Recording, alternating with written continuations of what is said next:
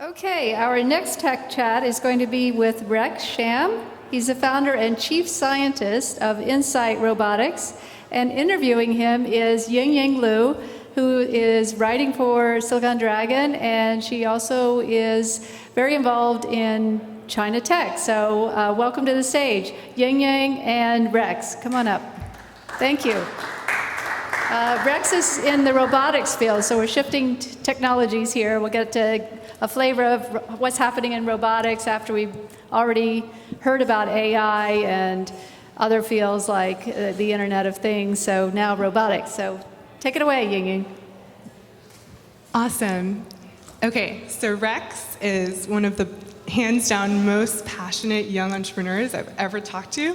He can go on and on about the technical side of robotics. We're going to play a video to start. Yeah, so this video is taken in 2011 when we just started the company for 2 years. We worked with the Chinese Academy of Forestry on an experiment to evaluate whether automatic technologies, robots, can help to detect the early stage wildfires that appears in the forest randomly. So they have 600 firemen playing with us. We set up wireless sensor network. At that time, it's not called Internet of Things. It's called wireless sensor network. We install sensors in the forest. We have a prototype of a robot, which is pretty ugly here. And then they send out some arsonists to set up fires randomly in the forest.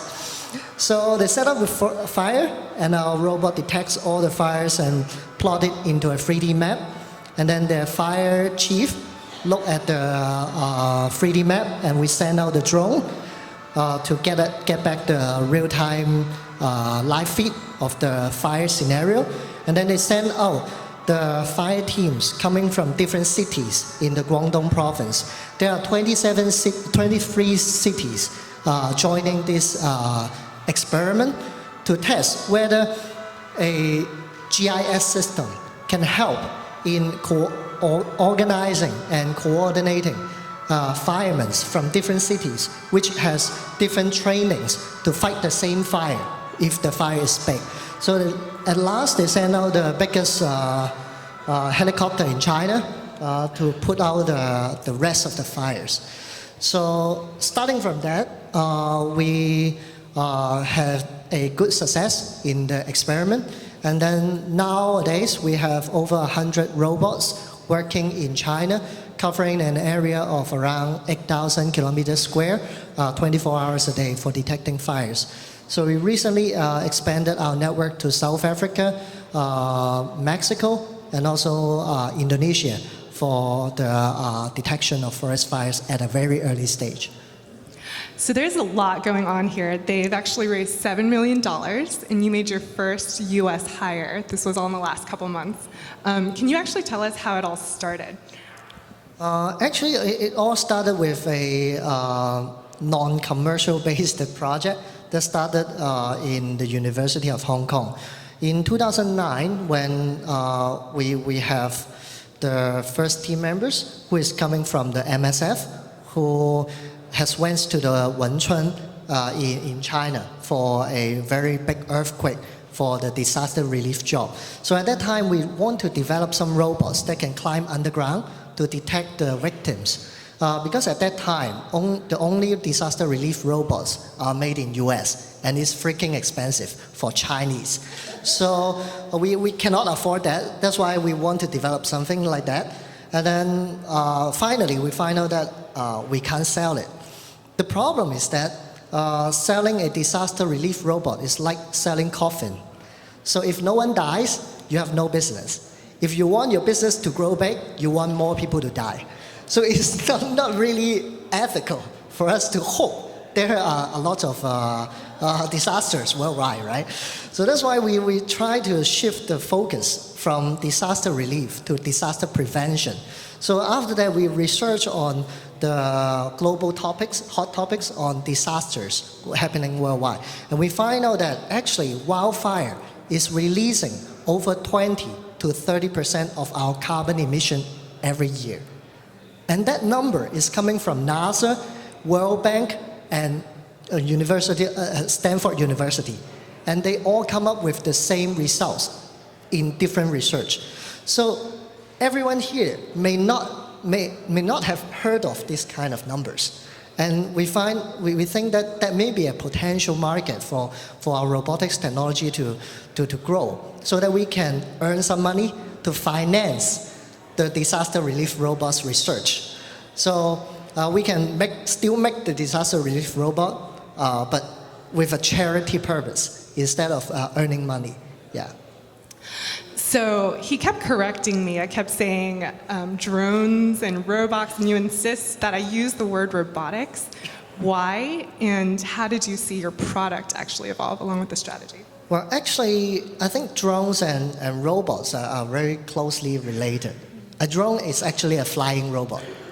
So in our core business, actually, we also get into the drones business recently for detecting illegal logging in Southeast Asia and detecting disease of trees, and also lack of nutrients and insect invasion in plantations in Southeast Asia.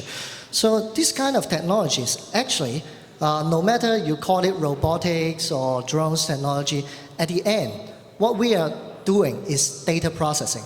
We are crunching the data that is being collected by these robots or drones that flies over large areas, or with the cameras that they collect the images, and then we crunch the data and then give out some insights of what is happening in the image.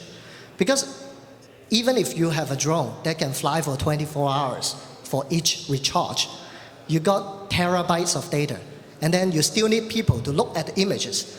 Then you need years to analyze the data. So that's why deep learning, AI, image processing is the core of using these technologies and getting these technologies, turning that into cash. Because what the client wants is actually data. Is one hoping to get the insights. You don't really care what technology you are using. No matter you are using a balloon to take pictures, or you're using a drone, or you fly someone into the air to take pictures, they just want the results. To process the results. So that's why our company is actually, although we call themselves Insight Robotics, but actually we are a big data processing company. And actually every day we are crunching around 2 terabytes of data and turning that into insights, like where is the forest fire now? Where is the location of illegal logging? And we visualize it using a unique platform, what we call the Insight Globe, which works like pretty much like the real-time version of Google Earth. Google Earth refreshes its data for like every 2 months or 3 months. We refresh data every second. So our users and clients can know where the disaster or incidents are happening in, so that they can tackle the problem at a very early stage. Awesome. So let's shift a little bit and talk about your decision to be located in Hong Kong. What is that like? What are some of the challenges, and why? It's like a disaster. Yeah. Well, actually starting a business in Hong Kong is hard when we start the business in 2009. Because at that time, there are very few angel investors, and there are no VCs in Hong Kong, which will invest in technology companies because of the dot-com bubble. Everyone is scared of IT, ICT, anything about science. No, don't touch it. Put all your money into the properties market, and then you will be fine. So that's why it's very hard at that time. But recently, in the recent 2 years, we find out that there are lots of VCs firms and also angel investment companies coming into Hong Kong to invest into startups. And it totally changed the scenario. It's like 2 years ago, we just have 2 or 3 incubators in Hong Kong. But now we have 30-something, 40-something incubators in Hong Kong. And then we have acceleration programs, science park acceleration programs, sort of like that, to help the Hong Kong startups to grow in a more safe scenario. Because when we started the company, we actually want to show the Hong Kong people that technology companies can grow healthily in Hong Kong. So we want to be the role model of the other Hong Kongers. Because I see that a lot of engineers in Hong Kong are very, very good. But after their graduation, they come to Silicon Valley. They don't stay in Hong Kong. They go to Beijing, they go to Shenzhen, they go to Singapore. No one lives in Hong Kong. Everyone says that Hong Kong has no technology. So we try. Yeah, that's why we started the company in Hong Kong. Yeah. Thank you very much. I'm so excited to follow your continued success, and we'll see if you become that ideal for Hong Kong. Thank you.